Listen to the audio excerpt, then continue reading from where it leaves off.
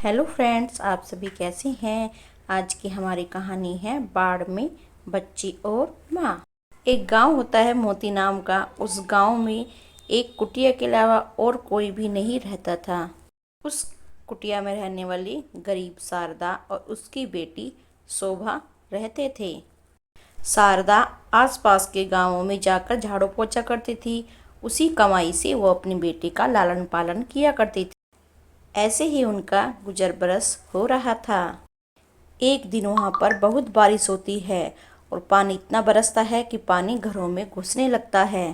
शारदा और शोभा दोनों ही बाढ़ में डूबने लगते हैं। शारदा सोचती है कि वो सहायता के लिए पास ही में रह रहे एक आदमी नरेश के यहाँ सहायता के लिए जाती है।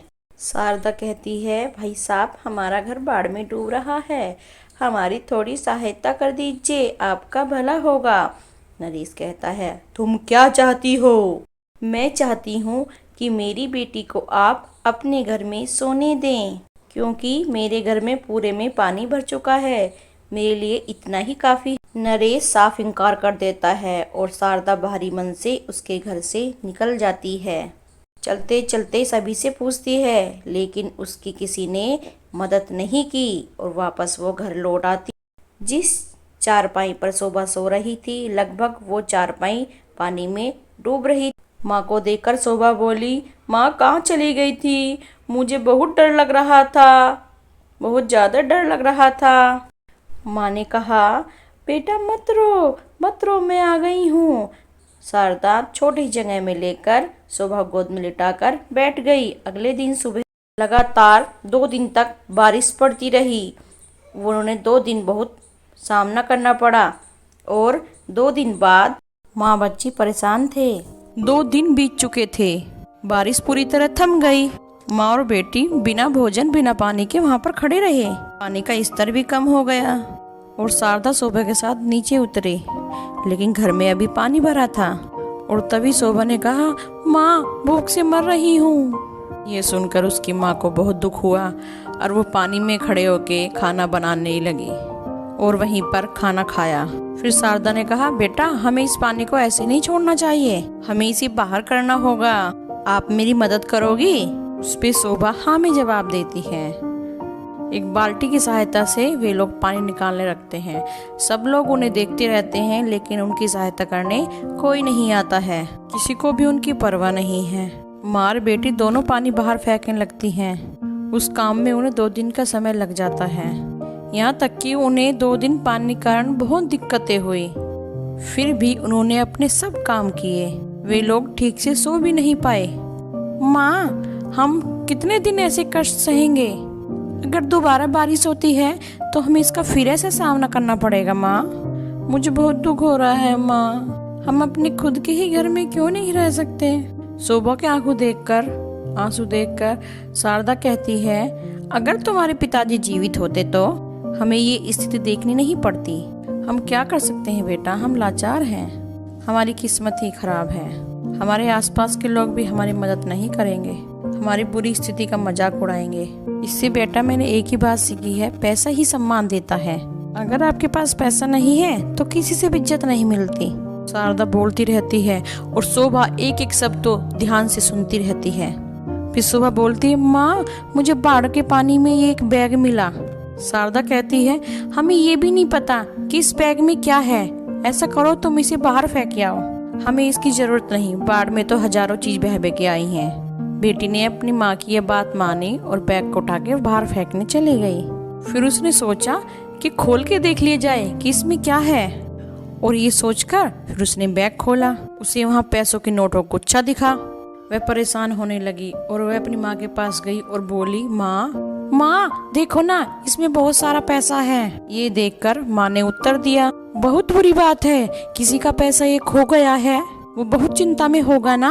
माँ तुम परेशान क्यों हो रही हो? सोचो, भगवान ने हमें ये पैसा भेजा है, इससे हमें सभी परेशानियों को छुटकारा मिल जाएगा। ये सुनकर शारदा ने कहा, इतना कमाने के लिए ना बेटा बहुत मेहनत करना पड़ता है, पता नहीं कितनी मेहनत की होगी किसी ने इतना पैसा कमाने के लिए, और इसको वो लोग ढूंढ रहे होंगे। इस तरह नोट भरा हुआ बैग बाढ़ में नहीं मिलता। लेकिन माँ हम नहीं जानते किसका पैसा है। फिर आप इस उस वक्त तक ये पैसा कैसे पहुंचा पाएंगी। और बेटा, ये किसी की बहुत मेहनती कमाई है, हमें किसी के हाथ में ऐसा नहीं देना चाहिए। निश्चित रूप से हमें किसी सही इंसान के हाथ में पहुंचाना है। और बेटी इसके लिए सहमत हो जाती है। 2 दिन बीत चुके हैं और वहीं एक पति पत्नी उसी गांव में आंखों में आंसू लिए घूम रहे हैं। गांव वाले से पूछते हैं कि तुमने कोई पैसों भरा कुछ दिन पहले बाढ़ में आया कोई बैग देखा। तभी शोभा ने उन्हें देखा और कहा, आइए घर पे आइए। और कहा कि आपके नोटों का पैसा हमारे घर में है, मैं और मेरी माँ आपका इंतजार कर रहे थे। उसने सारी बात बताई उन दोनों पति पत्नी को और उन्हें अपने घर ले गई। उसने कहा, शारदा ने, देखे मेम साहब, मेहनत के कमाए हुए पैसे कहीं नहीं जाते। फिर उस महिला ने कहा शारदा से, आपका दिल बहुत साफ है, तो आपकी जगह कोई और होता तो उसने सारा पैसा खर्च कर दिया होता। और अपने बहुत मेहनत की और सारा पैसा ये जमा किया अपने घर बनाने के लिए। और बाढ़ में हमारा घर भी टूट चुका है, हमारे घर का सब सामान डूब गया और ये भी बाढ़ में बह गया। तभी शारदा बोली, आपको अपना पैसा मिल गया है ना, आप खुशी से घर जाइए और अपना घर बनाइए।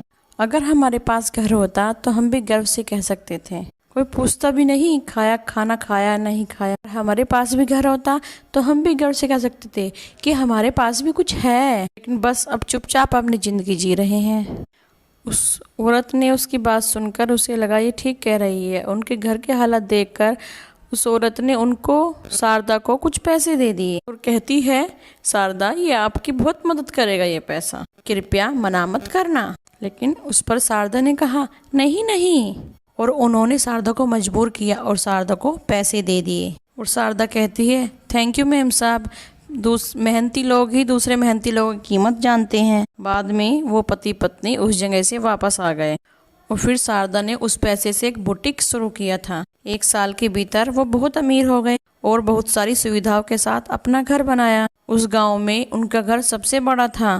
पहले उनसे नफरत करने वाले लोग उनकी अब तारीफ करने लगे। भले ही उन्होंने बहुत सारा पैसा कमाया हो, लेकिन माँ और बेटी दोनों अभी भी बहुत विनम्र हैं और अक्सर वो अब भी उन पति पत्नी के पास जाते रहते हैं जिन्होंने उसके पैसे से मदद की थी और उन्हीं के साथ। हेलो फ्रेंड्स, आप सभी कैसे हैं। हमारी कहानी का आज का नाम है बाढ़ में बच्ची और माँ जो फ्लड आती है उसके बारे में। एक मोती नाम का गांव होता है। उस गांव में कुटिया के अलावा और कोई गांववासी नहीं रहा करता था। कुटिया में रहने वाली गरीब औरत शारदा और उसकी बेटी शोभा। शारदा वहाँ पे झाड़ू पोछा लगाती थी। उसी कमाई से वो अपनी बेटी शोभा को पढ़ाई कराती थी। ऐसे ही उनके दिन बीत जाते थे। एक दिन वहाँ